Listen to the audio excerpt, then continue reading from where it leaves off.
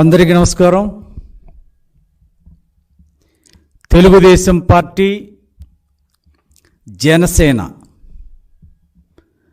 నిన్న ఉమ్మడిగా 99 సీట్లు ప్రకటించగానే జగన్మోహన్ రెడ్డి దగ్గర నుంచి వైసీపీ నాయకులందరికీ కూడా దిమ్మ తిరిగి మైండ్ బ్లాంక్ అయింది. తాడేపల్లి ప్యాలెస్ వణికిపోయింది. ఇవాళ వాళ్ళ మాటల్లో ఓటమి అంచునున్నామని తెలుస్తూ ఉంది, మేము భయపడుతున్నామని తెలుస్తూ ఉంది. నేను అడుగుతున్నా, జగన్ రెడ్డి మీ నాయకులకు చెప్పండి, వై నాట్ 175 అన్నా మీకెందుకు అంత ఉలుకు, ఎందుకంత బెనుకు, ఎందుకంత భయం? అంటే ప్రజలు మిమ్మల్ని తిరస్కరిస్తున్నారనేది మీకు స్పష్టంగా తెలిసిపోతుంది.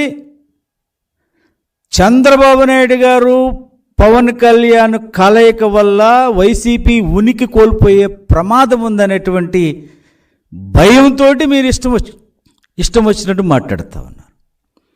నేను అడుగుతున్నాను వైసీపీ నాయకుల్ని, ఈరోజు పవన్ కళ్యాణ్ గారు ఒక పార్టీ అధినేత, ఆయన ఎక్కడి నుంచి పోటీ చేస్తాడనేది ఆయన చెప్తారు. మీకెందుకు అంత ఉలుకు? ఇవాళకి జగన్ రెడ్డి ఎక్కడి నుంచి పోటీ చేస్తున్నాడో చెప్పగలిగాడా అని మేము సూటిగా మిమ్మల్ని ప్రశ్నిస్తూ ఉన్నాం. మీరు 77 మందిని ఎంపిక చేయడానికి 8 సార్లు నానా అవస్థలు పడి, తిప్పలు పడి మీరు మారుస్తూ ఉంటే, ఒక్కసారి తెలుగుదేశం జనసేన 99 మందిని ఈ రాష్ట్రంలో ప్రకటించింది. మీరు 77 మందిని మార్చిన వాళ్ళు ఉంటామో చివరి వరకు ఉండమో అనేటువంటి అభద్రతా భావంతో ఉన్నారు. మిగిలిన వ్యక్తులు అంతకంటే అభద్రతా భావంతో ఉన్నారు. ఎవరిని మారుస్తారు, ఎవరిని ఉంచుతారు అని. మీ ఎంపీలకు ఎమ్మెల్యే సీట్లు ఇస్తామంటే వద్దంటున్నారు, ఎమ్మెల్యే తీసేసిన వాళ్ళు ఎంపీ సీట్లు ఇస్తామంటే వద్దనేటువంటి నేపథ్యం. ఒక ఆయన చిత్తూరు తీసుకొచ్చి ఒంగోలులో పెడతావు, ఒక ఆయన నెల్లూరు తీసుకొచ్చి నరసరావుపేటలో పెడతావు. 2 జిల్లాలు 3 జిల్లాలు దాటి మీకు అభ్యర్థులు దొరకక, ఎందుకంటే పోటీ చేయటానికి ఎవరికి ఆసక్తి లేదు వైసీపీలో. ఎందుకంటే ఈ ప్రజా వ్యతిరేకత ఉన్నది. ఇవాళ జనసేన తెలుగుదేశం పార్టీ కలయిక గురించి వాళ్ళు కలుస్తారు, సింహం సింగిల్గా వస్తుంది. సింహం సింగిల్గా రాదని ఆయన అడవిలో ఉంటుంది. ఒకవేళ రోడ్డు మీదకి వస్తే అటవీ శాఖ అధికారులు తీసుకెళ్ళి అడవిలో వదిలిపెడతారు. సింహాలు, పులులు, నక్కలు కాదు. ఇవాళ ప్రజలు ఏ రకంగా ఆలోచిస్తూ ఉన్నారు? ప్రజలు ఖచ్చితంగా ఈ అరాచక పాలన, ఈ రాచరిక పాలన, SC ST BC minority ST వర్గాల మీద దాడులు, వాళ్ళకు జరుగుతున్నటువంటి అన్యాయాల మీద ఖచ్చితంగా నారా చంద్రబాబు నాయుడు గారు, పవన్ కళ్యాణ్ గారి సంకీర్ణ ప్రభుత్వంలోనే మాకు రక్షణ ఉంటుంది, మా అభివృద్ధి ఉంటుంది అనేటువంటి ఆకాంక్షతో ఇవాళ ప్రజలు ఉన్నారు. ఇవాళ ఎమర్జెన్సీ జరిగిన నేపథ్యంలో అన్ని రాజకీయ పార్టీలు ఈ దేశంలో ఒకటైనాయి. ఒక నిరంకుశ పాలన అంతమొందించడానికి ఈరోజు ఒక రాచరిక పాలన చేస్తున్నటువంటి జగన్ రెడ్డి అన్ని రాజకీయ పార్టీలు ముక్క కంఠంతో ఖండిస్తూ ఉన్నది, గరిహిస్తూ ఉన్నది. నీ సొంత చెల్లి నీ మీద విమర్శలు చేస్తే సమాధానం చెప్పలేనటువంటి అయోమయ పరిస్థితుల్లో ఉన్నావు. ఇవాళ అంబటి రాంబాబు రెంకెలేస్తూ ఉన్నాడు, ఏదో కాపుల మీద వెనకేదో ప్రేమ ఉన్నట్టు మాట్లాడుతూ ఉన్నాడు. అంబటి రాంబాబు, అసలు నీకు సీటు ఉందా? నువ్వు కాపుల గురించి మాట్లాడేటువంటి నైతిక హక్కు నీకుంటే ఇవాళ కాపు నాయకుల పాత్ర వైసీపీలు ఏంటో నువ్వు గుండెల మీద చేసుకొని చెప్పగలవా? కాపు కార్పొరేషన్కి 1000 కోట్లు ఇస్తానన్న జగన్ రెడ్డి కనీసం 100 కోట్లు కూడా ఇవ్వనటువంటి నేపథ్యంలో ఏనాడైనా కాపుల గురించి మీరు మాట్లాడారా? పవన్ కళ్యాణ్ గారు ఒక స్టార్, ఇవాళ అనేక సంవత్సరాలుగా పార్టీని పెట్టి నడిపిస్తున్నటువంటి వ్యక్తి, అతని మీద వ్యక్తిగత దోషాలు చేస్తే మీరు ఏనాడైనా మాట్లాడారా? రాయలసీమలో బలిజలకు ప్రాధాన్యత ఇచ్చేటువంటి రాజంపేట ఎంపీ సీటు ఎప్పుడు కూడా బలిజలకు ఇస్తున్నటువంటి నేపథ్యంలో బలిజను తీసేసి మిథున్ రెడ్డికి ఇచ్చినప్పుడు మా కాపులకి ఇలా చేయకూడదని మీరేమన్నా మాట్లాడారా? ఇప్పుడు సీట్లు వస్తాయో రావో అని తెలిసినటువంటి వ్యక్తులు అతిగా రియాక్ట్ అవుతూ ఉన్నారు. ఆ రోజాకి సీటు లేదు, ఇచ్చినా 1,00,000తో ఓడిపోద్ది. అంబటి రాంబాబు 1,00,000తో ఓడిపోతాడు. వీళ్ళు ఏంటంటే వీళ్ళని పురుగొలిపి వాళ్ళ మాటలతో సంతృప్తి పడేటువంటి నేపథ్యాన్ని మనం చూస్తూ ఉన్నాం. ఈ రోజున తెలుగుదేశం పార్టీ 94 మంది అభ్యర్థుల్లో సామాజిక అంశాలు కానీ, వాళ్ళ ప్రజల్లో ఉన్నటువంటి అభిప్రాయం కానీ, రాజకీయ అనుభవం కానీ, వాళ్ళు చదువుకున్నటువంటి వాళ్ళ డిగ్రీలతో కానీ, ఈ రకంగా అనేక కోణాల్లో ప్రజల అభిప్రాయాలు తీసుకొని, పార్టీ అభిప్రాయాలు తీసుకొని చంద్రబాబు నాయుడు గారు ఒకే దెబ్బకు 94 నియోజకవర్గాలు అనౌన్స్ చేస్తే నువ్వు 8 సార్లు కూర్చొని 77 మందికి దిక్కులేనటువంటి ఇవాళ వైసీపీ నాయకులు మాట్లాడేటువంటి అర్హత లేదు. ఇవాళ ప్రజలు స్పష్టంగా ఆలోచన చేస్తూ ఉన్నారు. ఎందుకంటే వాళ్ళకు చంద్రబాబు నాయుడు గారు వస్తేనే మా భవిష్యత్తు బాగుంటుందనేటువంటి అభిప్రాయానికి ప్రజలు 100% వచ్చేసారు. పవన్ కళ్యాణ్ గారు కూడా అద్భుతంగా మాట్లాడారు నిన్న. ఈ రాష్ట్ర ప్రయోజనాల కోసం, ఈ రాష్ట్రం కాపాడటం కోసం, అన్యాయాల అక్రమాలు నిలయమైనటువంటి రాష్ట్రం ఇవాళ మద్యం మీద వచ్చేటువంటి వేల కోట్ల రూపాయలు అక్రమ సంపాదన ఆపాలి అంటే, ఈ రాష్ట్రంలో ప్రజల జీవితాలు బాగుండాలంటే, ఈ రాష్ట్రం ముందుకెళ్ళాలంటే, అప్పులు ఉన్నటువంటి ఈ రాష్ట్రాన్ని మరి 8.5 లక్షల కోట్లు అప్పు చేసినటువంటి రాష్ట్రాన్ని బాగు చేయాలంటే నాకు సీట్లు ముఖ్యం కాదు. ఈరోజు రాష్ట్ర ప్రయోజనాలు ముఖ్యం. ఇవాళ ఈ రాష్ట్ర ప్రయోజనాలు కాపాడాలంటే, రాష్ట్రాన్ని ముందుకు తీసుకువెళ్ళాలంటే ఇవాళ నారా చంద్రబాబు నాయుడు గారు లాంటి ఒక అనుభవం ఉన్నటువంటి వ్యక్తి కావాలి. నేను 24 సీట్లు 3 ఎంపీ సీట్లకు పరిమితమైన ఈ రోజున ప్రజల ఆకాంక్షను నెరవేర్చడానికి నేను చంద్రబాబు నాయుడు గారితో కలిశానన్నారు. చంద్రబాబు గారు నైతికంగా నేను మద్దతు ఉన్నాను అని అన్నారు.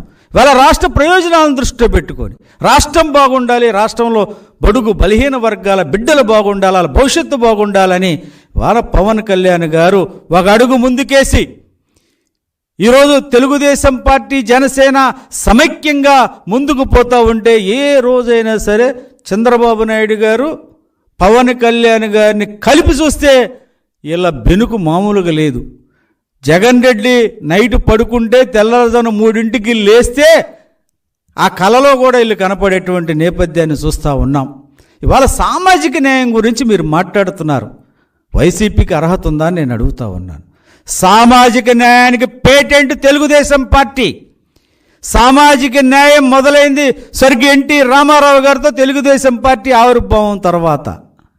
జ్యోతిరావు పూలే గారి ఆదర్శాలకు అనుగుణంగా బాబాసాహెబ్ అంబేద్కర్ గారు రాజ్యాంగం రాస్తే, జ్యోతిరావు పూలే బాబాసాహెబ్ అంబేద్కర్ ఆశయాలను ఆచరణలో పెట్టింది ఆనాడు ఎన్టీ రామారావు గారు, నేడు చంద్రబాబు నాయుడు గారు అనేటువంటి విషయం మీరు తెలుసుకోవాల్సినటువంటి అవసరం ఉంది.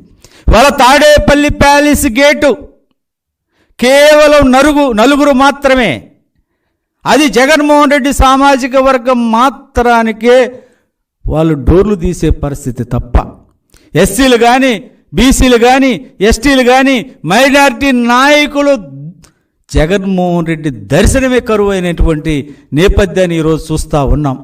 బలహీన వర్గాలకు తీవ్రమైనటువంటి అవమానం జరుగుతున్నటువంటి నేపథ్యాన్ని చూస్తూ ఉన్నాం. స్వయంగా జంగా కృష్ణమూర్తి గారు చెప్పారు, బలహీన వర్గాలకు పదవులు ఇస్తున్నానని చెప్తున్న జగన్ రెడ్డి బలహీన వర్గాల ఆత్మాభిమానం దెబ్బతింటా ఉంది. ఇవాళ 56 కార్పొరేషన్లు చేసి ₹1 ఇచ్చేవారు నేను అడుగుతూ ఉన్నా. బీసీలకు, మైనార్టీ కార్పొరేషను, ఎస్టీ కార్పొరేషను, అలాగే బీసీ కార్పొరేషన్ నుంచి మా బలహీన వర్గ బిడ్డలకి ₹1 లోన్ ఇచ్చావా? 1 ఉద్యోగం ఇచ్చావా అని మేము అడుగుతూ ఉన్నాం. ఇవాళ సామాజిక అంశాలు ఏమీ లేవు. ఇవాళ విగ్రహాలు పెట్టడం కాదు, బాబాసాహెబ్ అంబేద్కర్ గారి విగ్రహం కాదు. బాబాసాహెబ్ అంబేద్కర్ గారు కోరుకున్నది ఆయన రాజ్యాంగాన్ని అమలు చేయాలి, ఆయన భావజాలాన్ని అమలు చేయాలి, ఆయన ఆశయాలను అమలు చేయాలని ఆయన కోరుకున్నాడు. ఇవాళ దళిత వర్గాలకి 27 స్కీములు ఆపావు. 30,000 కోట్ల రూపాయలు దారి మళ్లించినటువంటి నేపథ్యం.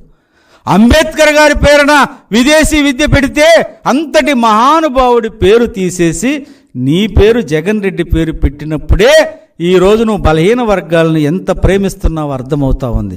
ఇవాళ అంబేద్కర్ గారిని ఈ దేశంలో ప్రపంచంలో ఉన్నటువంటి అట్టడుగు వర్గాల అణగారిన వర్గాల గుండెల్లో అంబేద్కర్ గారు ఉంటారు, అది గుర్తుపెట్టుకో.